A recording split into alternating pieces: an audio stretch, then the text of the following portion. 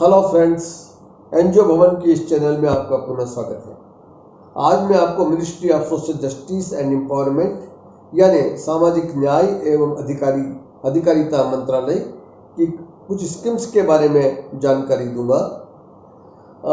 इस जानकारी के पश्चात हम आपको यह भी बताएंगे कि इन स्कीम्स के लिए एप्लीकेशन ऑनलाइन कैसे सबमिट करें। तो मेरा आपको सुझाव है कि वीडियो पूरा देखते रहें। फ्रेंड्स, 2020-21 में ministry of social justice and empowerment ने करीब 200 नए प्रोजेक्ट की घोषणा की है। यदि मैं आपको स्टेट वाइज इसकी जानकारी दूँ तो आपको पता चलेगा कि आंध्र प्रदेश में 8, बिहार में 17, छत्तीसगढ़ में 3, गुजरात में 4, हरियाणा में 5, हिमाचल प्रदेश में 2, जम्मू एंड कश्मीर में 1, झारखंड में 4, कर्नाटका में 10, केरला में 3, मध्य प्रदेश में 11, महाराष्ट्र में 13, उड़ीसा में 7, पंजाब में 9, राजस्थान में 12, तमिलनाडु में 14, तेलंगाना में 5, उत्तर प्रदेश में 41, उत्तराखंड में 2, वेस्ट बंगाल में 21, असम में 2, त्रिपुरा में 1 और दिल्ली में 3। इस प्रकार कुल मिलाकर लगभग 200 प्रोजेक्ट्स एनजीओ के लिए डिक्लेयर किए गए हैं। फ्रेंड्स, अब हम थोड़ा सा डॉक्यूमेंटेशन के ऊपर चर्चा कर लें कि इन प्रोजेक्ट को सबमिट करने में आपको किन किन मूल बेसिक डॉक्यूमेंट्स की आवश्यकता पड़ेगी। वो भी चाहे तो आप नोट कर लीजिए। सबसे पहले आपको जरूरत पड़ेगी एस्टिमेटेड बजट की, जिसमें रेकरिंग और नॉन रेकरिंग एक्सपेंसेस क्या होंगे। फिर आपको आवश्यकता होगी लिस्ट ऑफ मैनेजिंग कमेटी की, यानी आपकी जो संस्था के जो प्रबंधकारिणी की जो सदस्यों की सूची है वो चाहिए। सर्टिफिकेट ऑफ सोसाइटी रजिस्ट्रेशन, आपकी संस्था का सर्टिफिकेट जो रजिस्ट्रेशन का हो। मेमोरेंडम एसोसिएशन यानी बायलॉज या कॉन्स्टिट्यूशन या जिसे आप जो भी आप भाषा में संविधान वगैरह जो भी कहते हैं। फिर आपको आवश्यकता पड़ेगी लास्ट 2 ईयर्स की एनुअल रिपोर्ट की संस्था की। आपको आवश्यकता पड़ेगी लास्ट 3 ईयर्स की ऑडिटेड बैलेंस शीट की, जो किसी चार्टर्ड अकाउंटेंट से सर्टिफिकेट होना चाहिए। ऑनगोइंग प्रोजेक्ट्स यदि आपके हैं या आपके कोई प्रोजेक्ट चल रहे हैं जिसमें सोसाइटी ने कुछ शुरू कास्ट के लिए प्रोजेक्ट्स यदि चलाए हैं, उसकी भी जानकारी आपको देना होगी। कुछ ऐसे भी प्रोजेक्ट्स होंगे जो आपने शुरू कास्ट के लिए नहीं चलाए होंगे, उन प्रोजेक्ट्स की जानकारी भी आपको एक स्टेटमेंट के द्वारा बनाकर देना होगी। आपकी संस्था के जो अन्य स्रोत हैं इनकम के, डोनेशन के या किसी ग्रांट के, फंडिंग के यदि हैं तो वो भी इसकी जानकारी भी आपको इसके साथ में देना होगी। यदि आप वर्तमान में कोई स्कूल चला रहे हैं तो स्कूल की मान्यता का एक सर्टिफिकेट होना चाहिए।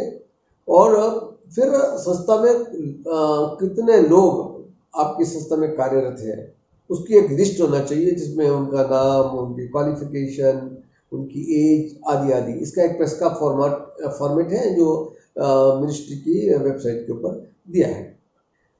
मित्रों, जैसा मैंने आपको बोला कि 200 जो प्रोजेक्ट्स डिक्लेयर किए गए हैं वो मुख्य रूप से हैं residential school for classes 9th to 12th, 2 non-residential schools from classes 9th to 12th, hostels from classes 9th to 12th, residential schools for destitute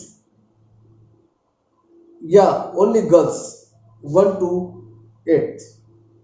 और 5वें नंबर का प्रोजेक्ट है non residential school for destitute only girls from classes 1 to 8th, non residential. पहले वाला था residential, ये दूसरा non residential है। और दूसरा है hostels for destitute and girls from classes 1 to 8th। यानी कुल मिलाकर ये 6 प्रोजेक्ट हैं जिसके लिए आप अपना एप्लीकेशन लगा सकते हैं। फ्रेंड्स, जहाँ तक एक्सपेंसेस का सवाल है, मिनिस्ट्री ने इसमें काफ़ी अच्छे बजट का प्रावधान किया है। मैं आपको रेकरिंग और नॉन रेकरिंग दोनों एक्सपेंसेस के बारे में बता देता हूँ। रेसिडेंशियल स्कूल के लिए 4.75 लाख का नॉन रेकरिंग एक्सपेंसेस है और रेकरिंग करीब करीब 58.15 लैक्स का। इसी प्रकार नॉन रेजिडेंशियल स्कूल के लिए है 3.07 लैक्स का और रेकरिंग एक्सपेंसेस है इसका 40.06 लैक्स का। हॉस्टल्स के लिए है 3.20 और रेकरिंग एक्सपेंसेस का है 33.44। यानी कुल मिलाकर ये एक बेहतरीन बजट है। पर इस आपको हमेशा ध्यान रखना होगा कि संस्था को इसमें अपना 10% कंट्रीब्यूशन भी मिलाना होगा। यानी मिनिस्ट्री आपको ग्रांटी नेट के रूप में 90% देगी और 10% आपको संस्था के अन्य स्रोतों से उसको ज्वाइन करना होगा। फ्रेंड्स, अब इसके जैसे आप कोई ऑनलाइन प्रक्रिया एप्लीकेशन की शुरू करते हैं तो इसमें बहुत सारी चीज़ें इनबिल्ट हैं। जैसे आपको जो मेन कंडीशन है इसके अंदर कि 60% स्टूडेंट जो है आपके वो शेड्यूल कास्ट होना कंपल्सरी है ना। इससे आपके प्रोजेक्ट को वर्थ मिलेगी। बेहतर हो आपका जो नेशनल लेवल जो शेड्यूल कास्ट पॉपुलेशन का वो 16.2% से होना चाहिए, जो प्रॉबली सेंसस पॉपुलेशन सेंसस 2011 के अनुसार हो। मिनिस्ट्री ने एबीबी यानी ईबीबी एजुकेशनली बैकवर्ड डिस्ट्रिक्ट्स डिक्लेयर किए हैं। वो भी आपके उसी लिस्ट के अनुसार यदि आप डिस्ट्रिक्ट आइडेंटिफाई करें तो बेहतर होगा। और इसी प्रकार नीति आयोग ने भी एस्पायरेशनल डिस्ट्रिक्ट्स आइडेंटिफाई किए हैं, उसको भी आपको उसमें ध्यान रखना पड़ेगा। तो मित्रों, जैसे ही आप लोग इस ये अनुदान के पोर्टल में जो ministry of social justice and empowerment का है उसके अंदर आप अपनी एप्लीकेशन सबमिट करते हैं तो ये एप्लीकेशन मिनिस्ट्री के पास में सीधे पहुंच जाती है। मिनिस्ट्री उसको राज्य सरकार या डिस्ट्रिक्ट एडमिनिस्ट्रेशन के पास भी रिकमेंडेशन के लिए भेज देती है। इस प्रकार मिनिस्ट्री की अपनी इंटरनल प्रोसेस प्रक्रिया चलती रहती है। मित्रों, जब संपूर्ण प्रक्रिया पूरी हो जाती है तो एक स्क्रीनिंग कमेटी सभी प्राप्त अनुदान के प्रपोजल्स के ऊपर विचार करती है और जो प्रपोजल स्वीकृति लायक होते हैं यानी सैंक्शन के लायक होते हैं स्क्रीनिंग कमेटी उन्हें स्वीकार करती है। तो मित्रों, मैंने कुल मिलाकर संक्षिप्त में आपको ये बताने की कोशिश की है कि ये प्रोजेक्ट क्या है, इसमें बजट क्या प्रावधान है और इसको आप किस प्रकार इसमें क्या क्या डॉक्यूमेंट्स की आपको ज़रूरत होगी आदि आदि। मित्रों, इसके पहले कि मैं आपको रियल में ये बताने की कोशिश करूं कि आप ऑनलाइन प्रक्रिया कैसे पूर्ण करेंगे, इसके पहले मैं आपको बताना चाहूँगा कि रजिस्ट्रेशन इस एप्लीकेशन को सबमिट करने की रजिस्ट्रेशन की प्रक्रिया आपको 2 स्टेजेस में पूरे करना पड़ेगी। पहली स्टेजेस के अंदर आपको मिनिस्ट्री के ई अनुदान पोर्टल पर अपना एनजीओ का रजिस्ट्रेशन करवाना होगा और ई अनुदान के रजिस्ट्रेशन पर पोर्टल पर रजिस्ट्रेशन करवाने के पश्चात फिर आपको ई पोर्टल पर ही मिनिस्ट्री की साइट के ऊपर ये प्रोजेक्ट के प्रपोजल को सबमिट करना होगा। फ्रेंड्स, अब हम सीधे आपको ये बताने की कोशिश करेंगे कि किस प्रकार आपको एप्लीकेशन ऑनलाइन सबमिट करना है। मूल रूप से स्थिति यह है कि सारी प्रक्रियाएं जो है वो मिनिस्ट्री ने अंग्रेजी भाषा में दी है। हमने पूरी कोशिश की है कि आपको सरल हिंदी में, सहज हिंदी में इस पोर्टल पर एप्लीकेशन फॉर्म बनवाने की कोशिश की जाए। इसके लिए हमारे कंसल्टेंट श्री राहुल ने काफ़ी मेहनत से यह कार्य पूर्ण करने की कोशिश की है।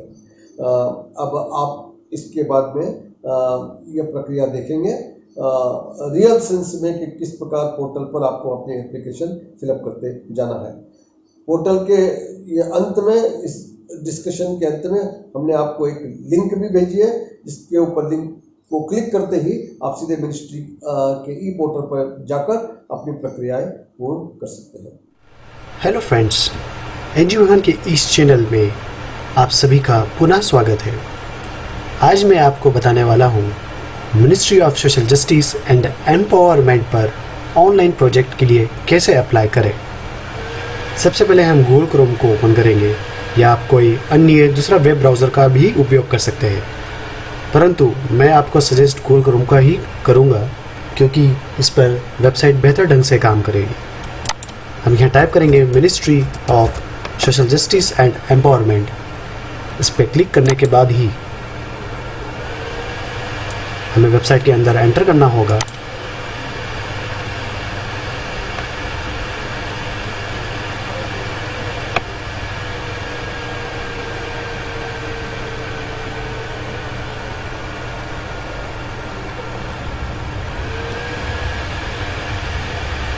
जैसे ही आप वेबसाइट पे एंटर करेंगे आपके सामने होम पेज आ जाएगा वेबसाइट का। इसके बाद हमें एमआईज एप्लीकेशन के ऊपर कर्सर रखना है और जैसे ही आप कर्सर रखेंगे हमें 3rd नंबर पे ऑप्शन आएगा ग्रांट्स MSGE अनुदान। इस पर हमें क्लिक करना होगा और जैसे ही आप क्लिक करेंगे हमें इसे ओके कर देना है। ओके करने के पश्चात आप सामने देखेंगे ई अनुदान का पोर्टल आ गया है। इसमें आप देखेंगे कौन कौन से अभी ministry of social justice and empowerment द्वारा प्रोजेक्ट्स अभी एक्टिव है। सबसे पहले हम देखेंगे integrated programme for senior citizen, जिसकी लास्ट डेट 30 मई 2020 है। सेकंड है scheme for granting aid to voluntary organisations working for एससीज, इसकी भी अंतिम तारीख 30 मई 2020 है। And the last one is national action plan for drug demand reduction, इसकी भी डेट 30 मई 2020 लास्ट डेट है। अब एज ए न्यू एनजीओ के रूप में हमें सबसे पहले रजिस्टर योर एनजीओ पर क्लिक करना होगा। इसके बाद हम प्रोसीड पर बटन दबाएंगे। प्रोसीड पर बटन दबाने के बाद हमें यहाँ पर 13 डिजिट का यूनिक आईडी नंबर डालना होगा। अब ये यूनिक आईडी क्या है? यूनिक आईडी नीति आयोग या एनजीओ दर्पण द्वारा जनरेटेड 13 डिजिट का यूनिक आईडी नंबर कहलाता है। ये वो एनजीओस के लिए होता है जहां एनजीओ को इस प्रोजेक्ट पर अप्लाई करने के लिए ये मैंडेटरी है कि वह सबसे पहले नीति आयोग पर अपना अकाउंट को रजिस्टर कराए। एक बात और आपको मैं बताना चाहूँगा कि बिना यूनिक आईडी के आप प्रोजेक्ट के लिए आवेदन नहीं कर सकते। अगर आपने अभी तक एनजीओ दर्पण पोर्टल पर अगर अपना रजिस्ट्रेशन नहीं कराया है तो आप उस पर करा लीजिए, या और भी इससे अधिक कोई जानकारी आप जानना चाहते हैं तो आप कमेंट बॉक्स में लिख सकते हैं। जैसा कि मैंने पूर्व में पहले ही एक अकाउंट इस पर बना रखा है, अब मैं आपको बता देता हूँ वो 13 डिजिट का नंबर कैसा दिखता है। हम यहाँ पर यूनिक आईडी नंबर डालेंगे, जैसे MP/2009/0018804। इसके बाद हम हमारी सोसाइटी का पेन नंबर डालेंगे। पेन नंबर डालने के बाद हमें यहाँ पर कैरेक्टर टाइप करना होगा जो आपके नीचे ब्लैक बॉक्स में दिखाई दे रहा है।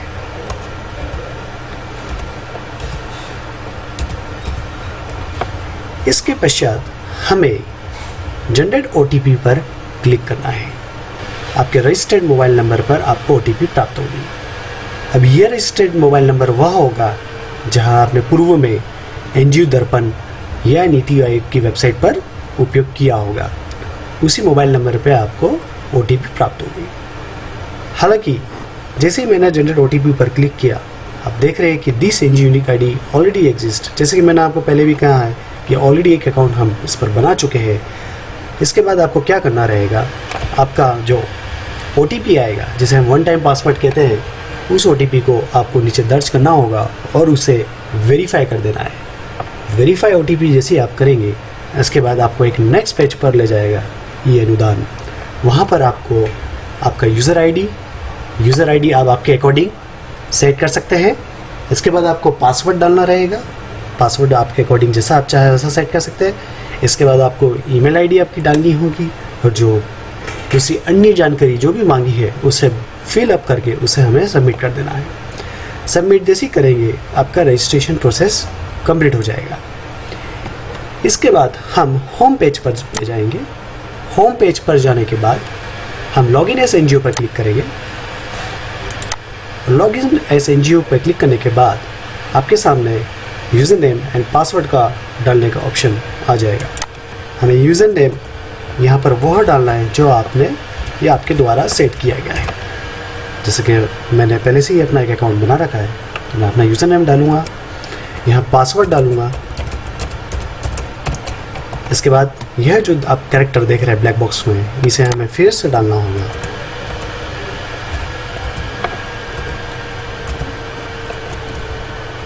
इसके बाद हमें लॉगिन बटन पे प्रेस कर देना है।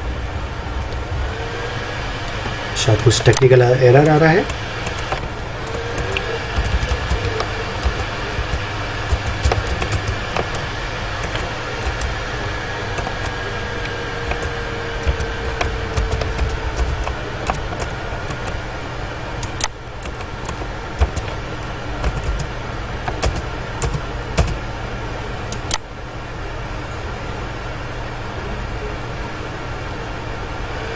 अब जैसे ही लॉगिन डिटेल डालेंगे, इसके बाद हमें एंटर कर देना है। अब आप देखेंगे आपकी सोसाइटी का पूरा पोर्टल इस वेबसाइट पर अब दिख रहा है। राइट साइड में देखेंगे आपकी सोसाइटी का नाम आ जाएगा और यहाँ पे आपका एनजीओ दर्पण का यूनिक आईडी दिखाई देगा।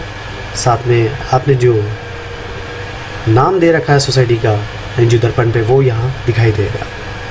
अब हम लेफ़्ट साइड में देखेंगे आपके सामने कुछ ऑप्शंस आ रहे हैं। इसके बारे में मैं शॉर्ट में बता देता हूँ। नो योर एप्लीकेशन स्टेटस, यहाँ आप जब भी इसका उपयोग करेंगे जब अगर आपने पहले कोई पूर्व में एप्लीकेशन के लिए आवेदन किया है, तो यहाँ पर आप एप्लीकेशन का स्टेटस देख सकते हैं। सेकंड ऑप्शन है एप्लीकेशन सबमिटेड बाय एनजीओ। अगर आपके द्वारा अभी हाल में कोई प्रोजेक्ट सबमिट किया है तो उसका स्टेटस यहाँ ट्रैक कर सकते हैं। ऐड स्कीम की बात करें तो यह हमारे लिए भी एप्लीकेबल नहीं है। एंटर बैंक डिटेल्स, हमें यहाँ अपनी सोसाइटी की बैंक डिटेल्स डालना रहेगी। हम अपना स्टेट सेलेक्ट करेंगे। स्टेट सेलेक्ट करने के बाद डिस्ट्रिक्ट को सिलेक्ट करेंगे। इसके बाद हम बैंक नेम लेंगे।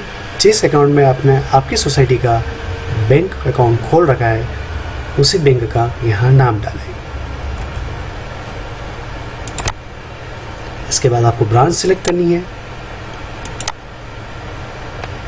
जैसा कि अभी आपने देखा होगा, मैंने जैसे ही अन्नपूर्णा ब्रांच है, एक उदाहरण के तौर पे मैंने ब्रांच नेम अन्नपूर्णा डाला, automatically IFSC code, MICR code और ब्रांच एड्रेस पूरा इस पर आ गया। जैसे मैंने आपको पहले भी बता रखा है कि मैंने ऑलरेडी एक अकाउंट रजिस्टर्ड कर चुका हूँ इस पर, तो इसी कारण से ये ऑटोमेटिकली उसने उसको ट्रैक कर उसको अपलोड कर दिया है। हालांकि मैं आपको एक बात और बताना चाहूँगा कि जहाँ पर आपका सोसाइटी का बैंक अकाउंट है, आप जैसे ही उस बैंक नेम और ब्रांच नेम डालेंगे, ऑटोमेटिकली वो इसको ट्रेस करके IFSC कोड, MICR नंबर और ब्रांच एड्रेस ऑटोमेटिकली उसको फिल कर देगा। स्कीम नेम की बात करें तो हमें स्कीम नेम वही सिलेक्ट करना है जो अभी गवर्नमेंट की तरफ से प्रोजेक्ट एक्टिव बता रखा है। जैसे कि लेफ्ट साइड में आप देख सकते हैं अभी 2 प्रोजेक्ट एक्टिव है, जैसे prevention of alcoholism and substance drug abuse, and the second one is grant in aid to volunteer organisations working for scheduled caste. हम इसमें एक उदाहरण तौर पे scheme for grant in aid वाला को ऑप्शन को सिलेक्ट करेंगे। इसके बाद हमें यहाँ हमारी सोसाइटी का बैंक अकाउंट नंबर डालना है, देन अगेन री एंटर करना है। अकाउंट टाइप किस टाइप का है, सेविंग या करंट, हमें उसको सिलेक्ट करना है। इसके बाद पेन नंबर डालना है। ऑथोराइज सिग्नेटरी, ऑथोराइज सिग्नेटरी वह व्यक्ति होता है आपकी सोसाइटी में से, या तो प्रेसिडेंट हो सकता है या सेक्रेटरी हो सकता है। इसके बाद अगर आधार नंबर हो तो आधार नंबर भी डाल सकते हैं। इसको फिलअप करने के बाद हम फाइनल सबमिट बटन पर क्लिक कर देंगे। एक बात का ज़रूर ध्यान रखना है आपको, ये एडिटेबल नहीं है, एडिट नहीं कर सकते इसको आप। जैसा कि आप मैसेज देख रहे हैं, you are about to submit the form as final, it can not be edited at a later time, continue. तो जो भी आप इंफॉर्मेशन फिल करें केयरफुली भरें, ये वापस चेंज नहीं होगा। और उसको प्रेस करने के बाद अब हम प्रोजेक्ट को ऑनलाइन फिल करने के लिए आगे प्रोसेस करेंगे। अब grant in aid to volunteer organisations working for scheduled caste, इस प्रोजेक्ट के लिए अप्लाई करने के लिए हमें इसके ऊपर क्लिक करना होगा। क्लिक करने के बाद एप्लीकेशन फॉर्म पर क्लिक करेंगे हम। एक बात और मैं बताना चाहूँगा, डियर NGOs, ये प्रोजेक्ट एक्सक्लूसिव शेड्यूल कास्ट के लिए है। अब हम आगे बढ़ते हुए आपको मैं बताना चाहूँगा कि ये वाली जो सेक्शन है यहाँ हमें कुछ भी फिल नहीं करना है। जो बाकी की जो जानकारी इसमें फिलअप है ये ऑटोमेटिकली बाय डिफ़ॉल्ट आपको मिल जाएगी। और ये जो डिटेल्स आपके सामने जो दिखेगी, ये जो हमें एनजीओ दर्पण पोर्टल, ये जो कि एक नीति आयोग का ही हिस्सा है, नीति आयोग का ही पार्ट है। जो भी आपने जानकारी at the time of registration में फिल की होगी वही जानकारी आपको यहाँ दिखाई देगी। अब हम नेक्स्ट सेक्शन में चले, component schedule caste. Type of the project की बात करें तो हमें न्यू सिलेक्ट करना होगा। न्यू सिलेक्ट करने के बाद हमें स्टेट सिलेक्ट करना होगा अपना। इसके बाद हम डिस्ट्रिक्ट सिलेक्ट करेंगे अपना। Do you have a website? अगर आपकी सोसाइटी के नाम से कोई अगर वेबसाइट है तो हमें यस करना है, अगर नहीं है तो नो करना है। अब जैसे ही यस करेंगे तो यस करने के बाद हमें यहाँ पर हमें वेबसाइट की लिंक डाल देना है। इसके बाद do you have a camera and live feed? इसका मतलब कि आपके पास कैमरा या कोई ऐसे एक्टिविटी जो आपने की है लोगों के कल्याण के लिए, या कोई ऐसे कोई प्रोजेक्ट की है जिसकी रिकॉर्डिंग आपके पास हो या उसके लिंक हो। मान लीजिए जैसे फेसबुक या इंस्टाग्राम या ट्विटर या कोई भी अदर सोशल नेटवर्किंग साइट का उपयोग करके आपने कुछ भी रिकॉर्ड किया हो तो उसकी लिंक आप यहाँ डाल सकते हैं यस करने के बाद। अगर नहीं है तो आप उसको नो भी कर सकते हैं। आगे बढ़ते हुए projects not related to schedule caste, अर्थात आपने कोई ऐसे प्रोजेक्ट किए हो आपके द्वारा या प्रोजेक्ट पूर्व में किया गया हो जो कि शेड्यूल कास्ट से संबंधित ना हो, तो हम यहाँ कोई भी वर्क छोटा से छोटा हो या बड़ा से बड़ा कोई ना वर्क हो, हमें नेचर ऑफ वर्क डन, हमने जो भी एक्टिविटी की है यह हमें फिल कर देना है। एक उदाहरण के तौर पे यहाँ हम टाइप करेंगे स्किल डेवलपमेंट प्रोग्राम।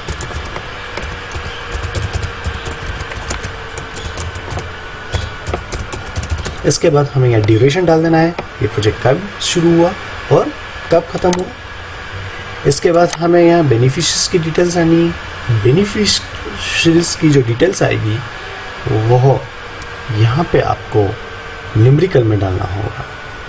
जैसे मान लीजिए उदाहरण के तौर पर अगर आपने 250 लोगों को बेनिफिट किया है तो यहाँ 250 लिख देंगे आप। इस प्रोजेक्ट का क्या अचीवमेंट हुआ है, क्या आउटकम हुआ है, अगर हुआ है तो उसकी डिटेल यहाँ पर डालनी है। सोर्स ऑफ फंडिंग, फंड कहाँ से आया, अगर आपको गवर्नमेंट या स्टेट गवर्नमेंट, सेंट्रल गवर्नमेंट या CSR या कोई प्राइवेट या किसी अदर एजेंसी या सोर्सेज से फंड आया हो तो आप यहाँ उसकी डिटेल डालेंगे। अगर आपने स्वयं से ही कोई प्रोजेक्ट चलाया है, अपना ही योगदान दिया है, अपना ही फंड यूज़ किया है तो यहाँ आप सेल्फ फंडेड प्रोग्राम लिख देंगे।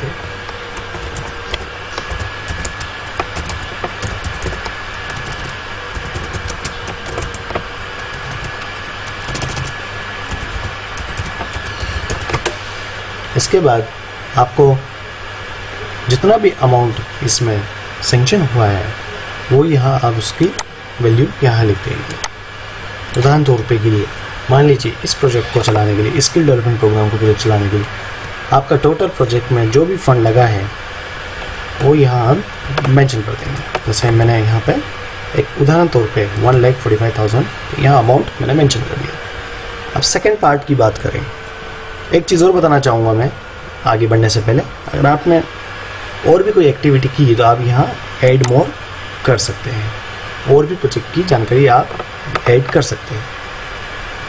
अब हम आगे चलते हुए आपको नेक्स्ट स्टेप में बताएंगे project related to schedule caste. अगर आपने कोई प्रोजेक्ट शेड्यूल कास्ट से रिलेटेड अगर कोई किया है तो यहाँ आपको मेंशन करना होगा। एक बात फिर मैं आपको बताना चाहूँगा, ये प्रोजेक्ट एक्सक्लूसिव शेड्यूल कास्ट के लिए ही है, तो मेरा आपसे यही एक सजेशन है कि आपको ये इस पॉइंट को आपको मिस नहीं करना है, इसे आपको फिल करना ही होगा। तो आप कोई भी एक्टिविटी यहाँ पे दर्शा सकते हैं। एक्टिविटी सेम हम यहाँ दर्शाएंगे उसी फॉर्मेट पे जैसे पहले वाले पार्ट में हमने बताया था, project not related to schedule caste. इसके ठीक अपोजिट यहाँ पे भी हमें नेचर ऑफ वर्क डन, जो भी हमने एक्टिविटी की है वो यहाँ हमें बताना होगा। और यहाँ पे भी हम पीरियड ऑफ वर्क डन जो भी हमने किया है, कवरेज ऑफ बेनिफिशरीज़, कितने बेनिफिशरीज़ को आपने बेनिफिट करा है, और यहाँ क्या आउटकम हुआ है, सोर्स ऑफ फंडिंग क्या है, और अमाउंट या ग्रांट कितनी आपको प्राप्त हुई है, कितना आपने इस पर लगाया है। आगे बढ़ते हुए any other source of funding apart from those listed out, क्या ऊपर दिए गए हुए ऑप्शंस में के अलावा क्या आपको कहीं और से भी ग्रांट प्राप्त हुई है? अगर हाँ, अगर प्राप्त हुई तो हम यस करेंगे, तो इसकी डिटेल हमें डालना होगी। पहले वाले सेक्शन में नेम ऑफ फंडिंग ऑर्गेनाइजेशन, मतलब उस ऑर्गेनाइजेशन का नाम डालना जिसने आपको फंड दिया हो या ग्रांट प्रोवाइड की गई हो, वो कितने अमाउंट की दी गई है, और अगर नहीं दी गई है तो उसे हमें नो कर देना है। अब हम नेक्स्ट सेक्शन में आ जाएंगे। जैसे कि आप पहले वाले पार्ट में देख रहे हैं, financial year for which grant डी नेड इज़ अप्लाइड, मतलब हम किस फाइनेंशियल ईयर में ये ग्रांट अप्लाई कर रहे हैं। जैसे कि यहाँ पे 2020-21 दिख रहा है, बाय डिफ़ॉल्ट ये यही रहेगा, same as it is. Second point की बात करें, nature of the project. Nature of the projects कुछ इसमें 2-3 पॉइंट्स दिए हुए हैं, जैसे कि residential school, non residential school, hostel. तो इन्हीं में से आपको कोई एक को सिलेक्ट करना है। अब टाइप ऑफ स्कूल या हॉस्टल की बात करें हम, जैसे कि आपके सामने 3 ऑप्शन है, बॉयज़ या गर्ल्स या को एजुकेशन। को एजुकेशन का मतलब होता है बॉयज़ एंड गर्ल्स दोनों ही एप्लीकेबल होता है। फिर इसके बाद प्राइमरी और सेकेंडरी स्कूल या हॉस्टल की बात करें तो ये भी आपको अकॉर्डिंग आपको डिसाइड करना है कि आप प्राइमरी स्कूल के लिए काम करना चाह रहे हैं या सेकेंडरी स्कूल के लिए काम करेंगे। टाइप ऑफ द प्रोजेक्ट की बात करें, जैसे कि हम न्यू प्रोजेक्ट के लिए अप्लाई कर रहे हैं, अब इसके नीचे हमें क्या क्या चीज़ें हमें फिल करनी है तो उसके बारे में हम आपको अब आगे बताते हैं। In case of school whether the same is recognised by the state government और central government, if so upload recognition certificate. यहाँ वो यह बताना चाह रहे हैं कि क्या आप किसी टाइप का स्कूल रन कर रहे हैं, अगर रन कर रहे हैं तो क्या स्टेट सेंट्रल गवर्नमेंट से क्या मान्यता प्राप्त है। अगर मान्यता प्राप्त है तो हम यहाँ यस कर देंगे, और अगर नहीं है हमारे पास एज सच सर्टिफिकेट स्कूल का तो हम उसे नो या नॉट एप्लीकेबल कर देंगे उसको। नेक्स्ट स्टेप में हम आएंगे आप detail of registration of NGO. यहाँ हमें हमारा सोसाइटी या एनजीओ का रजिस्ट्रेशन नंबर यहाँ हमें टाइप करना है इस सेक्शन में।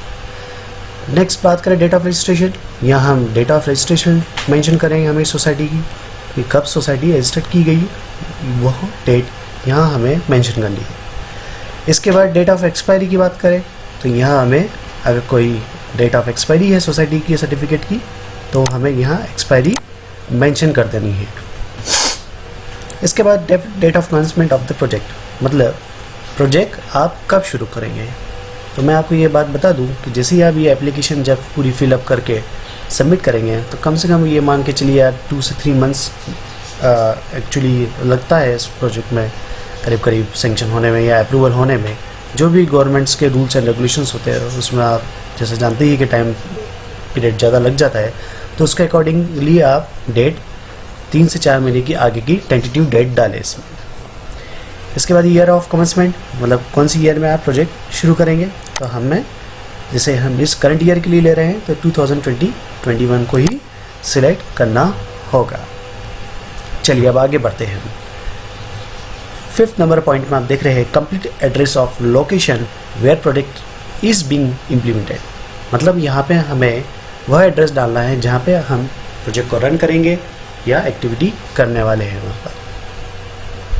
तो यहाँ पे उस एरिया का एड्रेस आ जाएगा जहाँ प्रोजेक्ट करने वाले हैं। इसके बाद हमें वहाँ का सिटी या टाउन या विलेज यहाँ आपको फिल करनी है। इसके बाद लोकेशन टाइप, और लोकेशन टाइप की डिस्ट्रिक्ट लेवल पे है या ब्लॉक लेवल पे है या तहसील लेवल पे है या विलेज लेवल पर है, ये आपको सिलेक्ट करना है इसमें से। इसके बाद हम पिन कोड डालेंगे उस एरिया का। देन अगर आपकी सोसाइटी के पास ईमेल एड्रेस है तो आप यहाँ पे ईमेल एड्रेस भी डाल सकते हैं। अब हम आगे बढ़ेंगे 5B पर, whether any government run similar project is with in 2 kilometre range of this project. इनका कहने का आशय यहाँ पर यह है कि क्या पहले से वहाँ पे गवर्नमेंट कोई प्रोजेक्ट चला रही है 2 किलोमीटर के दायरे के अंदर। अगर चला रही है तो उसे हमें यस करना है, नहीं चला रही तो उसे नो कर देना है। 6 नंबर की पॉइंट की बात करें, वेदर बिल्डिंग इज रेंटेड और ओन्ड, मतलब इन case of rented upload rent agreement which should be valid for the financial year और विच GIA रिक्वेस्टेड। यहाँ पे वो कहना चाह रहे हैं कि जहाँ आप प्रोजेक्ट रन करने वाले हैं तो वहाँ जो बिल्डिंग रहेगी क्या वो आपकी खुद की है या रेंटेड है। अगर आपकी खुद की है तो हम ओन पे सिलेक्ट करेंगे, और अगर नहीं रेंटेड है तो हमें रेंटेड पे सिलेक्ट करने के बाद उसकी पूरी डिटेल यहाँ फिल करना रहेगी। जैसे आपके सामने ये उदाहरण तौर पे दिए हुए ऑप्शंस, ये सारी चीज़ें हमें फिल करना रहेगा।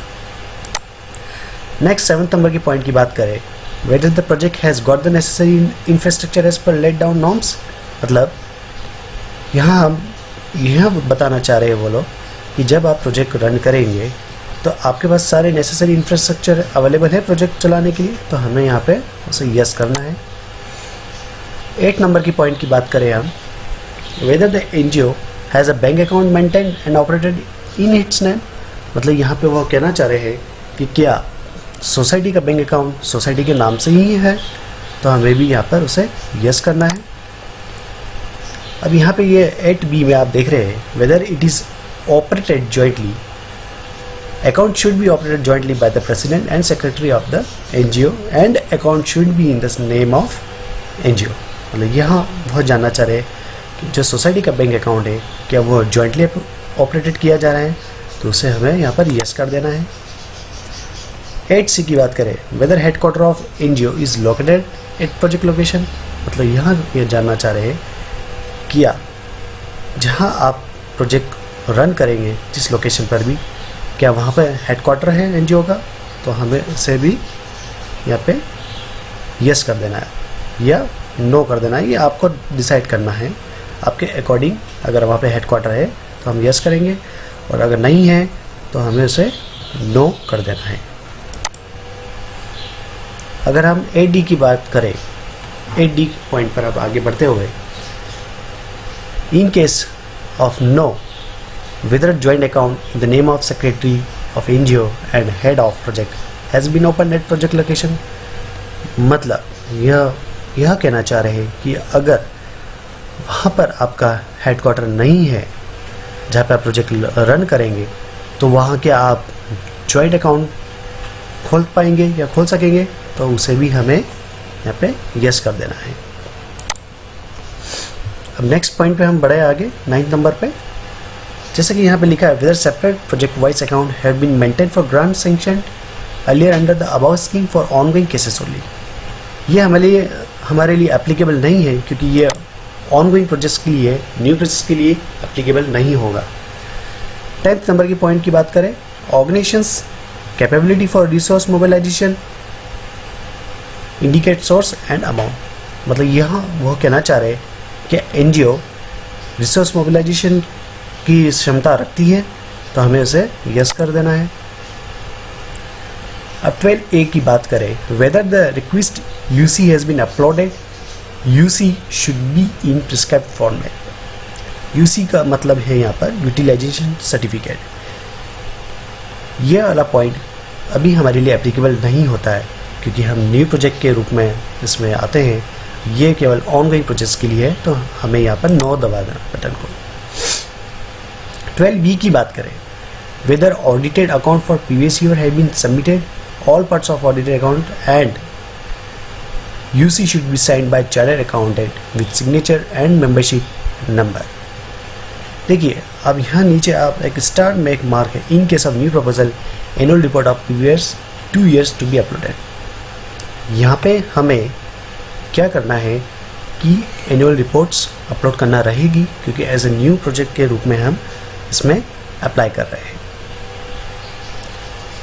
13 नंबर की पॉइंट की बात करें, has the organisation change its name after receiving the first grant from government of India और फ्रॉम एनी अदर गवर्नमेंट, मतलब यहाँ वो जानना चाह रहे क्या सोसाइटी ने या NGO ने अपना NGO का नाम चेंज किया है इससे पहले, अगर कोई गवर्नमेंट से कोई ग्रांट प्राप्त हुई है तो अगर किया है तो यस करेंगे और नहीं किया है तो उसे हम नो कर देंगे। अब 14 नंबर की पॉइंट की बात करें जहाँ पे हमारा अब आ जाएगा cost head group recurring expenses and non recurring expenses. यहाँ पे मतलब बजट आ जाएगा प्रोजेक्ट से संबंधित। अब रिकरिंग एक्सपेंसेस क्या होते हैं वो मैं आपको बता देता हूँ। रिकरिंग एक्सपेंसेस आपके जैसे होते हैं stationery, salary and wages, electricity and water bills, office maintenance, ये सारी रिकरिंग एक्सपेंसेस आपको यहाँ फिल करनी है। देन बी पॉइंट की बात करें, नॉन रिकरिंग एक्सपेंसेस, यहाँ पे आपके जैसे furniture, computer and printer, vehicle आदि आदि की जानकारी इसमें आपको फिल जो करना रहती है उसके अकॉर्डिंग आपको यहाँ अमाउंट मेंशन करना रहेगा। अब ये दोनों का अमाउंट जो मेंशन करेंगे यहाँ उसका टोटल यहाँ ऑटोमेटिकली आ जाएगा। 14D की पॉइंट की बात करें, वेदर एनजीओ और any member of it is earning any profit by running the NGO, मतलब यहाँ वह जानना चाह रहे हैं क्या आपकी सोसाइटी में आपके सोसाइटी के सदस्य क्या कोई प्रॉफिट कमा रहे हैं एनजीओ के माध्यम से, तो हमें इसे नो सेलेक्ट करना है।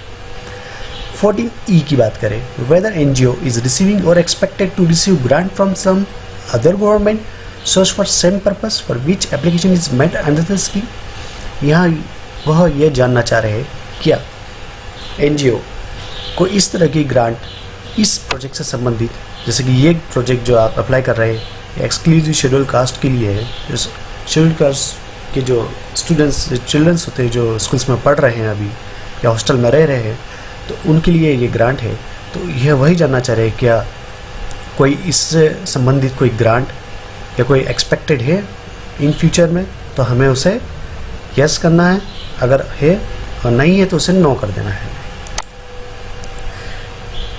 वेदर एनी कैपिटेशन और any other fees charge from the beneficiaries, क्या हम जिन्हें फंडिंग देंगे बेनिफिशरीज को, तो क्या हम उनसे फी चार्ज कर रहे हैं, अगर कर रहे हैं तो यस करेंगे, अगर नहीं कर रहे तो उसे नो करना होगा हमें।